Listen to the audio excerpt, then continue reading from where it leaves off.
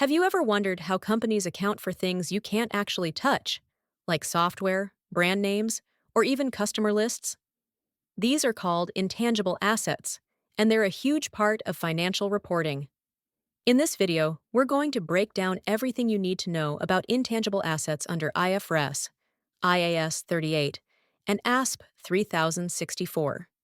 By the end, you'll know the definition and how to recognize them, measure them, amortize or test them for impairment, and how the standards treat them differently.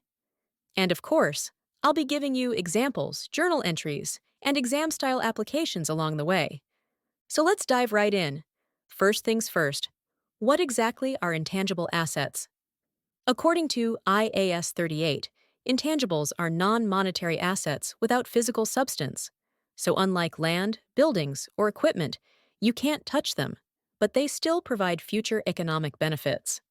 Examples include patents, trademarks, and copyrights, franchise rights and licenses, customer lists, software. But to qualify as an intangible asset, three key criteria must be met.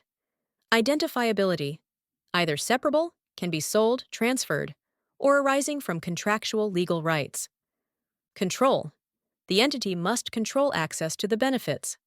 Future economic benefits, it must generate value in the future. Let's put this in context. Suppose a company buys the brand name Brilliance. That's clearly identifiable, controlled, and expected to bring in future sales. So it qualifies as an intangible asset.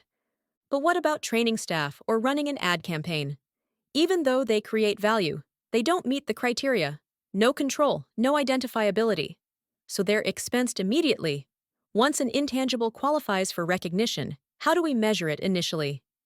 The rule is simple: record at cost. But how we get that cost depends on how the intangible is acquired. When you buy an intangible outright, IFRS assumes the probability test is met, since you were willing to pay for it.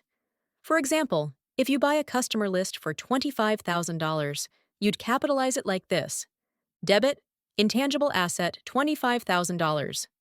Credit, cash or accounts, payable $25,000. Now for internally generated intangibles. This is where things get tricky. IFRS divides them into research and development. Research costs are always expensed. Think of early-stage investigations, experiments, or market studies. There's no guarantee of future benefit yet. Development costs, however, can be capitalized, but only if 6 strict criteria are met, like technical feasibility, intent to complete, ability to use or sell, probable future benefits, resources to finish, and reliable measurement of costs. For example, Huggy spends $70,000 developing a safer version of an existing product. Since it meets all 6 criteria, technical feasibility, intent, ability to sell, resources, and reliable measurement, that $70,000 can be capitalized and later amortized. When intangibles are acquired through a business acquisition, they're recorded at fair value. So if you buy a company that owns a trademark, that trademark gets recognized separately on the consolidated balance sheet. Sometimes governments grant intangibles like airport landing rights or quotas. These can be recorded at fair value or nominal value. And if you exchange assets, the intangible is measured at fair value of what's given up or received, whichever is more reliable. Now that the intangible is on the books, how do we measure it over time? Under IFRS, you can choose between cost model, cost less amortization and impairment, or revaluation model, fair value revaluations, but only if there's an active market. And honestly, that's rare for intangibles. You don't see active markets for patents or software. So most companies stick with the cost model. For finite life intangibles, we amortize them over the useful life. For example, a patent with a legal life of 20 years but expected usefulness of 10 years is amortized over 10. If it cost $150,000, that's $150,000, $15,000 per year. On the other hand, for indefinite life intangibles, like goodwill or perpetual brand rights, these are not amortized. Instead, they must be tested for impairment every year. And yes, impairment testing works just like for PP&E. If the recoverable amount falls below carrying value, you record an impairment loss. All right, at some point, an intangible asset may be disposed of, sold, or simply stop providing benefits. That's when it's derecognized. The accounting is straightforward. Compare proceeds from disposal to the carrying amount.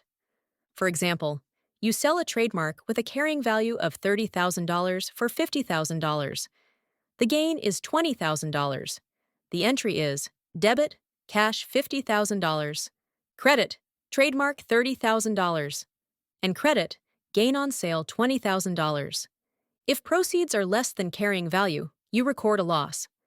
Now, last but not least, let's go through the presentation and disclosure.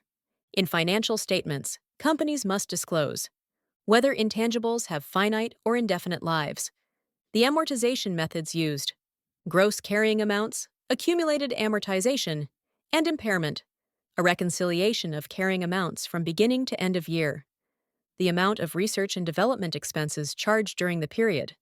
And importantly, firms must distinguish between internally generated intangibles and purchased ones. Now let's talk differences between IFRS and ASPE.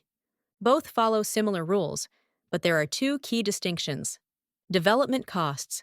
In IFRS, we must capitalize if criteria are met. On ASPE, it gives a policy choice. You can either capitalize or expense them, but the choice must be consistent across projects. Government grants. In IFRS, it provides guidance on recognizing intangibles from government grants. On ASPE, there is no specific guidance. Also, impairment testing works differently. Under IFRS, it's a two-step recoverable amount test, while ASPE applies a simpler undiscounted cash flow approach before recognizing impairment. So to recap, intangibles are assets without physical substance, but with real economic power. Under IFRS and ASPE, we assess recognition, measure at cost, decide on amortization versus impairment, and disclose transparently. They may be harder to see than a building or machine, but intangibles often drive the true value of a business. If this breakdown helped you, make sure to like this video, subscribe to Canada Accounting Insights, and hit the bell so you don't miss future lessons. And drop me a comment. What's one intangible you've come across in your accounting practice or studies? Thanks for watching. See you in the next video.